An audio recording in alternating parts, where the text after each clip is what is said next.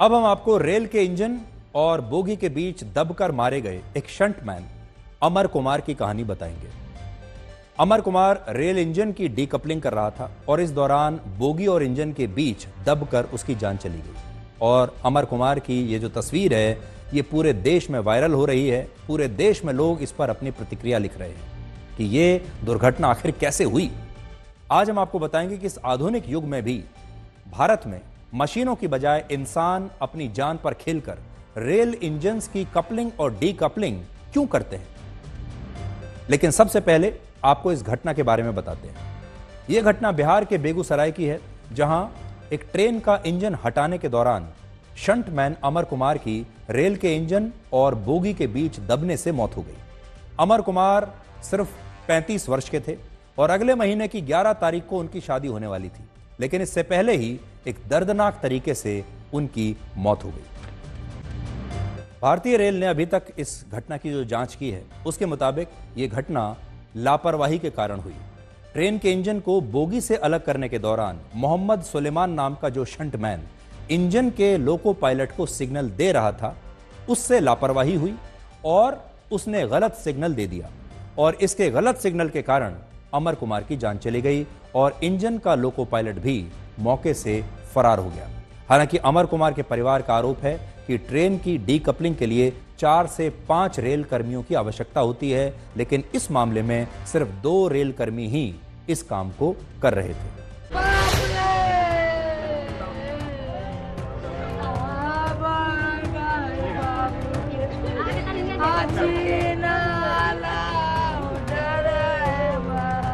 जो हमारे बेटा के ड्यूटी दिया या ड्राइवर उनको बेटा के पीछा स्टेशन मास्टर सबके हाथ है। हम देखने नहीं, लेकिन सबका हाथ है। 2 साल से ड्यूटी कर रहा था। इतना सीनियर आदमी है, इतना सीनियर आदमी को नहीं भेज के इसको मरने के लिए भेजा और मरने के लिए भेजा तो ये स्टेशन मास्टर और जो है स्टेशन मास्टर गार्ड कैसा जो है गार्ड को नहीं, लेकिन जो है लोको पायलट इसके साथ जो था सीनियर सुलेमान, वो कैसा इंसान है। मतलब समझिए कि जो है किसी का बेमौत मारा गया है, इसका मौत नहीं हुआ है। ये मौत जो है सब जिम्मेदारी सरकार की होगी। बिना स्टाफ के काम कराया जाता है, 4 गो स्टाफ के जरूरी रहता है, 1 गो स्टाफ में से काम कराया, ये भोरे घटना ये हो गया। लड़का कपलिंग काटने के लिए गया, कपल किया इंजन को, इंजन आगे तेल भरने के लिए आगे हुआ और आदमी के कमी के कारण, मेरा तो सीधा कहना कि आदमी कम होने के कारण सिग्नल दिए बिना ही इंजन बैक हो गया, जिसके कारण वो बफर में फंस गया, वो निकल नहीं पाया। तो एज एन एक्सीडेंट ट्रीट करते हुए और इसका इंक्वायरी ऑर्डर किया, ऑफिसर लेवल पे इसकी इंक्वायरी करेंगे।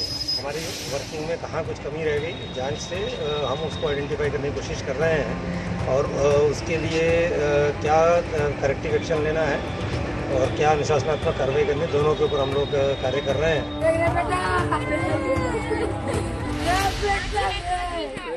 भारत में कुल मिलाकर 23,000 ट्रेन हैं, जिनमें एक अनुमान के मुताबिक लगभग 10,000 ट्रेन में कपलिंग और डीकपलिंग का काम मैनुअली होता है, यानी इंसान इस काम को करते हैं। ये वो ट्रेन होती हैं जिनमें इंजन ट्रेन के सिर्फ एक तरफ लगा होता है, एक ओर पर इंजन लगा होता है। जिन ट्रेनों में इंजन दोनों ओर लगे होते हैं वहां कपलिंग की आवश्यकता नहीं होती, लेकिन जिन ट्रेन में सिर्फ एक इंजन लगा होता है उनमें कपलिंग आवश्यक होती है।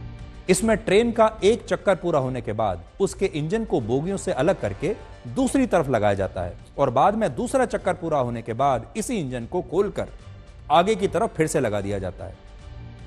यह प्रक्रिया वैसे तो काफी सुरक्षित मानी जाती है, लेकिन इसमें खतरा भी कई बार हो जाता है।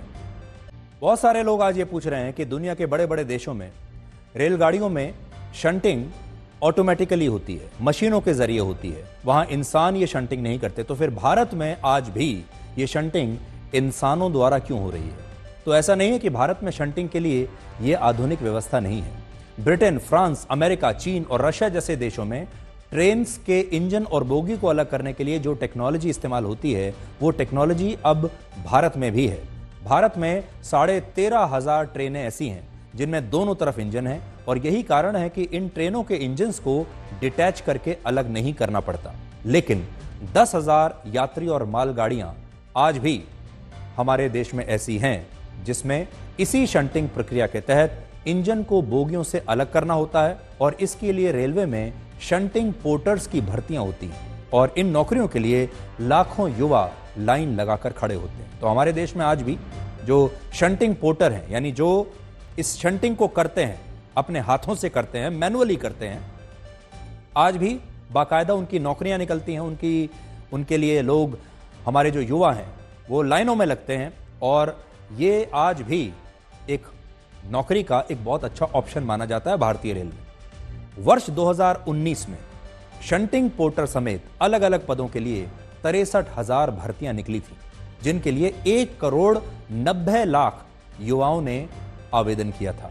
और इसका कारण यही है कि जब भी कोई युवा बतौर शंटिंग पोर्टर रेलवे में भर्ती होता है तो उसके ऑपरेटिंग विभाग में प्रमोट होने की संभावना काफी अच्छी होती है। और यही कारण है कि हमारे देश के युवा इतने जोखिम के बावजूद, जोखिम से ज्यादा प्रमोशन को ध्यान में रखकर, जोखिम से ज्यादा नौकरी को ध्यान में रखकर भारतीय रेल में शंटिंग पोर्टर बन जाते हैं। और अमर कुमार ने भी यही किया और उसे अपने पिता के निधन के बाद रेलवे में यह नौकरी मिली थी। लेकिन इस घटना के बाद अब सवाल यही है कि भारत में शंटिंग की यह प्रक्रिया पूरी तरह से खत्म कब होगी।